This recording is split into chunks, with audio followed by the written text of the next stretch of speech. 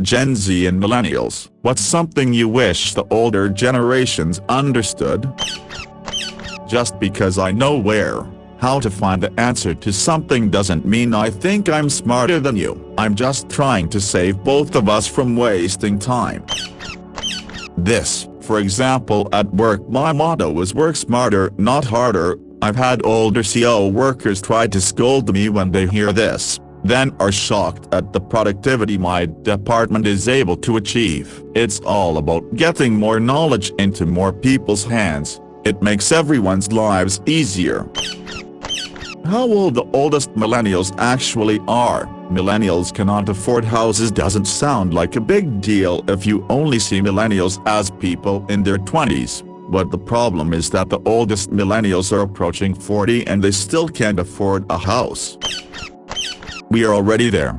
Buying a home is a way to build equity and ride the escalator toward a better home, larger home, newer home. Ironically, those conditions require that the first home might be something of a dive, the kind nobody wants to stay in. Seems nowadays even those starters are impossibly expensive. The only solution I have found involves moving farther away from family and friends to a place no one really wants to live, only to be able to afford the price. Yep, take a look at the demographics. As boomers age and there are fewer people to buy the supply of existing houses. Me? I'm waiting for another bubble of sorts to reflect the change. Maybe not as dramatic as the countrywide mortgage collapse, but let's wait and see. I was in the automotive industry in '08 with a subcontractor to Saab. I was only 5 years out to uni. That recession wiped me out. Fast forward through the slow process of clearing debt and restoring credit. I was in the live event industry at the start of the pandemic.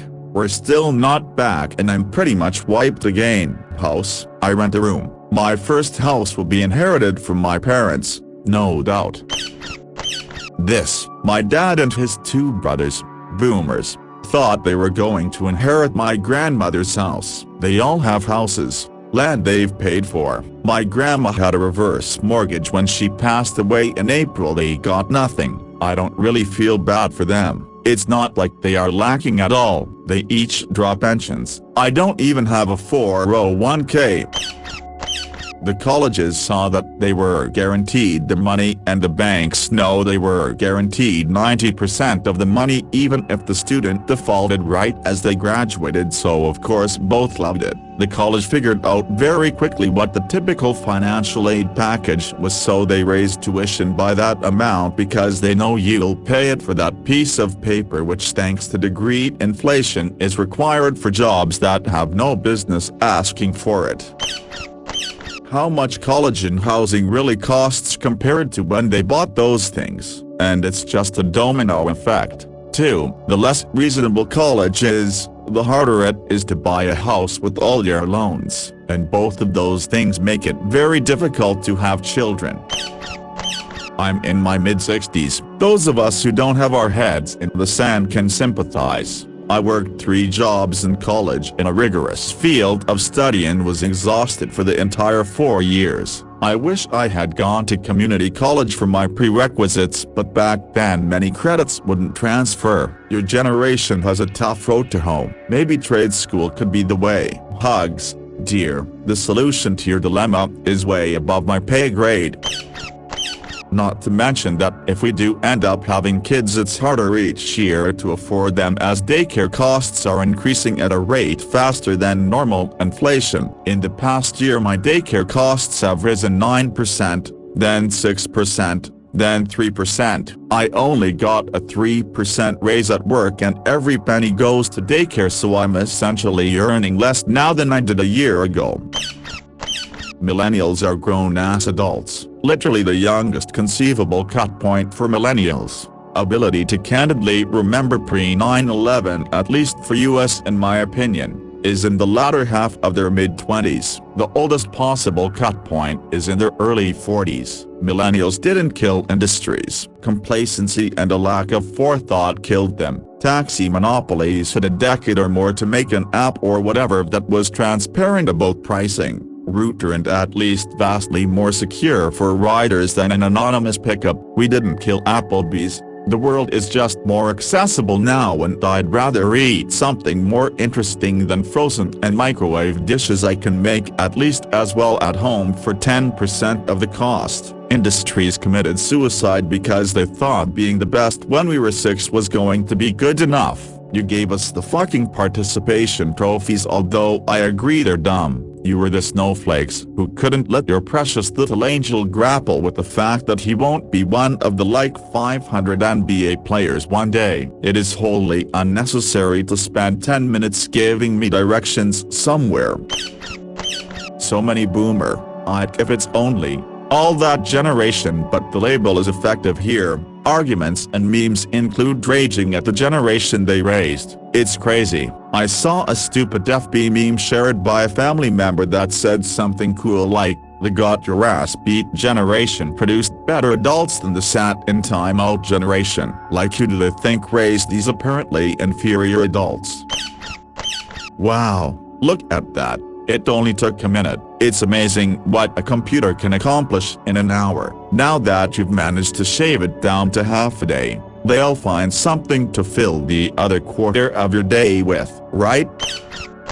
TBH, it's her manager's fault for not providing a good solution or process to this. If they didn't care to train her in Excel, then it's their problem. Managers don't like wasting money and prefer that their employees do all their self-learning and somehow contribute to productivity and process improvement. You get what you pay for.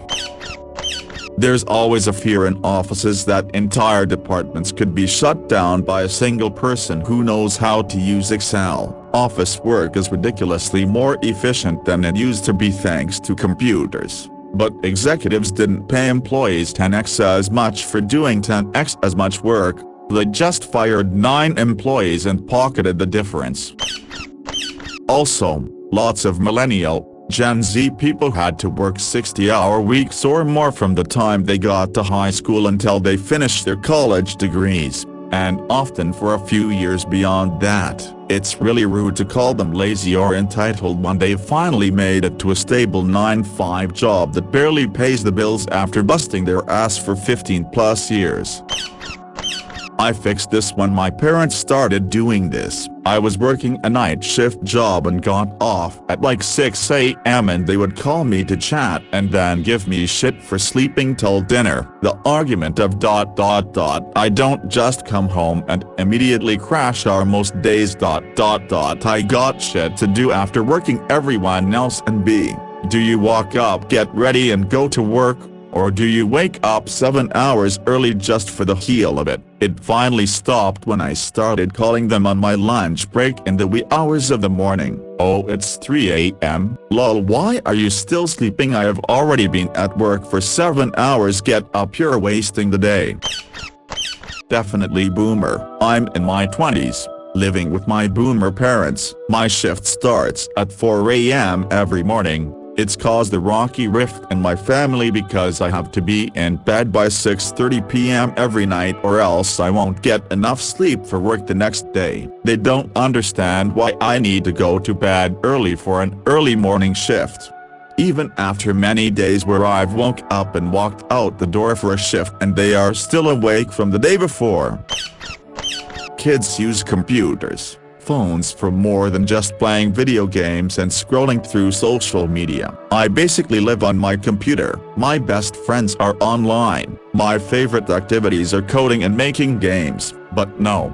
My parents assume the devil computer is rotting my brain and making me stupid. As a wise man once said, "Phone bad, book good." I feel this one. I like reading and writing and therefore spend a lot of time on my laptop, not to mention reading news articles and Wikipedia pages about interesting topics. Of course I could read a physical book, or write with a notebook and pen, but on my laptop my spelling, grammar is checked immediately and I can look up facts/references/definitions with ease. I realize the concern comes from the idea of not being active, but if you aren't a total shut-in, it should be fine. It's not like I don't enjoy sports or go out at all lol.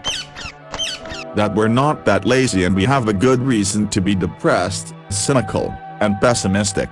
People like my grandma always talk how at your age I was married, had a house, and 2 kids blah blah, not realizing they did all that on one paycheck, while simultaneously complaining how money isn't worth anything nowadays and they just went grocery shopping and spent 25% of their income while chanting "don't worry, it's gonna get better." How the fuck can you not put those two together?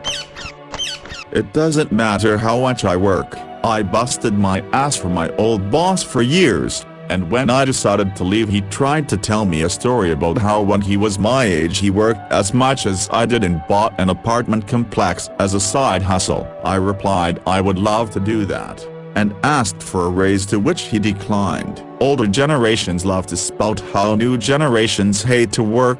We don't hate to work, but we want to actually enjoy our fucking money. Yes. Find something big like a mountain or a big tower and know which direction it is versus your rough location. If you're in a properly designed grid city, walk 1 block, avenue number went up, you walked west, avenue number goes down, you walked east, street number went up, you walked north, etc. I got into an argument with my mom and her birth mother about this. My mom is always like, we survived, and I'm like, so many died though. Her birth mother was also like, and they built cars out of metal so they'd last too. And my husband was like, yeah, old cars are great and they last, but new cars are made to crush so that if you are hit it absorbs the impact, like talking to a brick wall. SMH. Stop telling me directions, I'll just use GPS. No really, just give me the address. Stop telling me directions, I'm not listening to you. Just give me the address and I'll use GPS. But they just keep going, and then at the 3rd light, go left, go straight for about 3.5 miles, then make a right at the farmhouse. My late great-aunt had an interesting take on this. She knew from experience that her house and the surrounding roads confused the shit out of anyone trying to follow a GPS because of how it was all laid out. So, when I asked her for her address to visit her one day, she said, okay, let me tell you the actual how to get here first because it's weird. Then I'll give you the address for your GPS. It was a good thing too, because I would have missed 3 turns and would have had to cycle back around otherwise. A 94-year-old figured this out. She also had an iPad and used it like a pro. Come on people, you're never too old to embrace technology. You can hate your fucking job and be sad just because you think of the future. Once had a small talk with my parents. My job is draining and I can't see how it can get me to anywhere. My mental health deteriorated since university. Become a little bit negative and stop joking around like a clown during the conversation. The reply, I don't understand why you can hate your job so much unless you're slacking. Why would you choose to be sad instead of being happy? Thanks mom, really helpful. Yup, huge point. Also a lot of things like job hunting simply have changed beyond what people like my parents really expected. For me, a degree wasn't enough and I needed work experience as well, and a LinkedIn profile, and to do a lot of research and practice, and take online tests. The list goes on. Once I explained all of that, they understood more about why it was kind of draining to find a job at times. This. Also, we're not lazy, it's just that what was easy and a no-brainer for them is literally impossible for us. Working part-time through college and paying off tuition by graduation, buying a home at 20, finding a full-time, well-paying job and being rewarded for staying the next 40 years with a huge pension. None of it even exists anymore for the average millennial or Gen Z. Yep, if I ask for a raise or more time off, I'm not being lazy or entitled. I just know that I could be making more money working somewhere else, and if you don't pay me the same or give me other concessions, I'm just going to go there. That's just a sound financial decision. Also, It's hard to feel loyalty to your employer when you know they're going to screw you over whenever they can.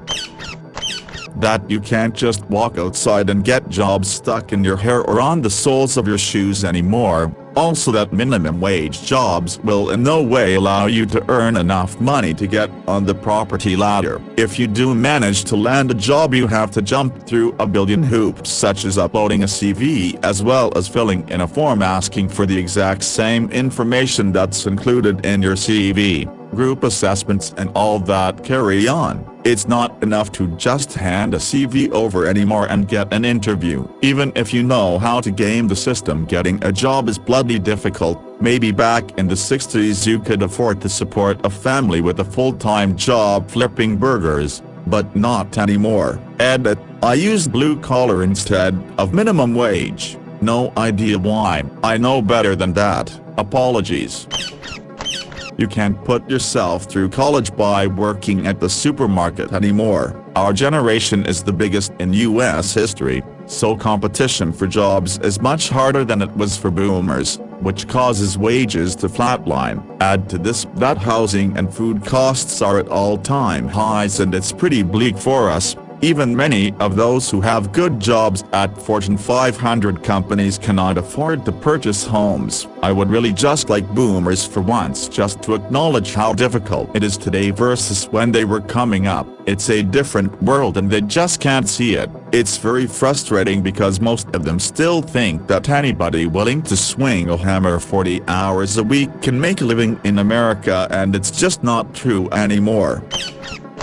They don't want to see it because it largely invalidates basically their entire identity, that they were the best, that they made everything amazing, that they fought and worked hard and reaped the benefits. The reality is that's their fantasy, their dream of how it happened. In reality, they were basically handed everything: stable economy that only went up for a while, tons of new industries and jobs, a housing market so stable, not owning a home was considered weird, and not having at least a kid or two meant something was wrong with you. I have a boomer housemate that is so out of touch with how the world actually works these days. She will preach about how certain systems work, like education, finance and even property, because she apparently used to own a few. The problem is none of the info is relevant anymore, and she refuses to see that things are wildly different now even as they happen to her. We're in the middle of being evicted due to our landlord selling, and she just has no idea about how dehumanizing and difficult these things are. She's learning the hard way that things don't just magically work out. Anytime there is a new hurdle, she just throws a tantrum and expects someone else to do it or for it to magically go away. Just general cost of living, especially for young families. I was at a baby shower yesterday and the mom mentioned that daycare she looked into near work was $3,000 a month. That's for an infant, so I know that's always more expensive, but man, that means most of my paycheck would be going there. On top of that, it was a hustle to get where I am, graduating into the recession, and it's just now really paying off. Literally and figuratively. I need to save for retirement, so it's not like I can just stay home. Plus, what if there is a downturn, and my husband loses his job? His parents were totally fucked by the recession, plus cost is so high. Homes, cars, food, phones. Everything costs more. Our whole goal is having a mortgage we can pay off, stocking shelves at Trader Joe's if we have to. So, yeah. I think if I become a mom, I'll be solidly in my late 30s. Not ideal, but that's just how it's working out. Wish they talked more about this shit when reporting on falling fertility. Obviously, there are people choosing to forego, which even I debate now, but it's economic. If you are a regular person, working for a living, you pay through the nose. With exception to Latin. Everything. My dad studied as an honors student in the 60s. I studied as a non-honors student in the 00s. He also didn't start writing multi-page essays, 7+ pages, until college. I started writing those in 8th grade. School was significantly easier back then because there was no expectation for most of the students. After graduation, the majority of the boys joined the service, learned a trade and got a job. The majority of the women got married, had kids, and if they did work, it was something menial that required very little training. That's not the case anymore.